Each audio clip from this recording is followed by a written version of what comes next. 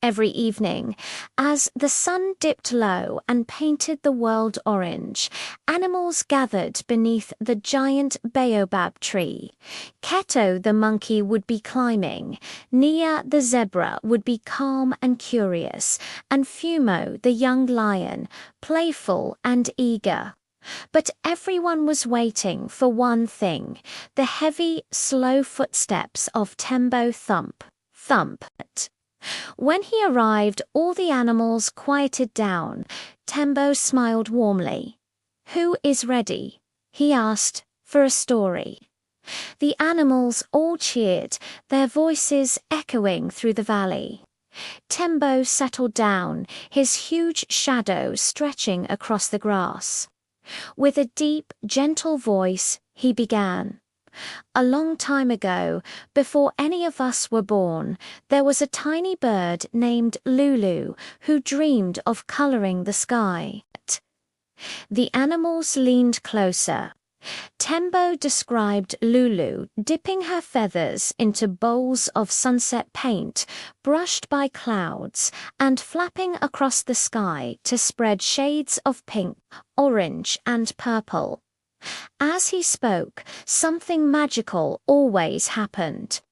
Fireflies sparkled around him, the wind slowed down, and the stars peeked out early.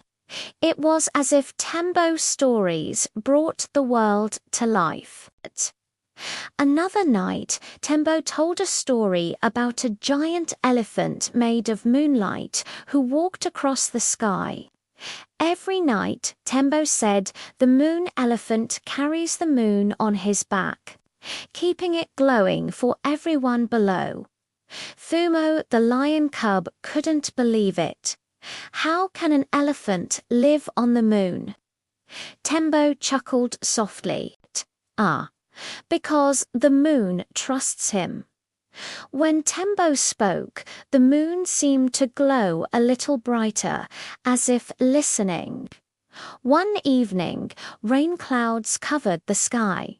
The animals felt gloomy, but Tembo arrived with his usual gentle smile. "No need to be sad," he said. "Storms have stories too." He told them about Mora, the cloud spirit who dances across the sky, watering the earth so new life can grow. As the story unfolded, the rain began to fall softly, warm and gentle. Naya the zebra whispered to Tembo, "How do your stories always match the world?" Tembo lowered his head and said softly, "Because every story I tell carries a little truth and a little magic." But one evening Tembo didn't come. The animals waited and waited. The valley felt silent and empty.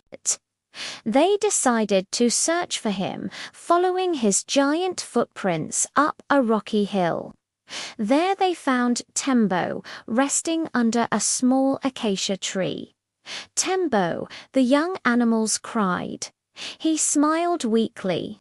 "My friends, I am only tired today. Even story keepers need a little rest." The animals huddled around him. "Then we will tell you a story," said Fumo bravely. Keto told a funny one. Nia shared a beautiful one. Fumo made one up on the spot. Tembo laughed, his deep voice echoing warmly. "You have all learned well," he said. "Stories belong to everyone." The next evening, Tembo returned, stronger and smiling. "Tonight," he said, "I will tell my most important story." The animals gasped with excitement. A long time ago, an old elephant discovered something magical.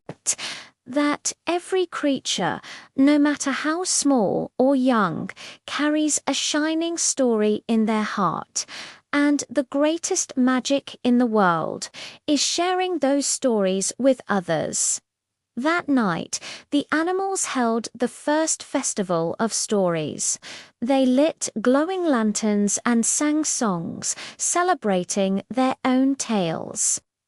From that day on, they remembered Tembo's wisdom. Stories keep us together. They light up the world. Thank you so much for watching. If you enjoyed this story, please like, subscribe, and share it with someone who loves a good tale. See you next time.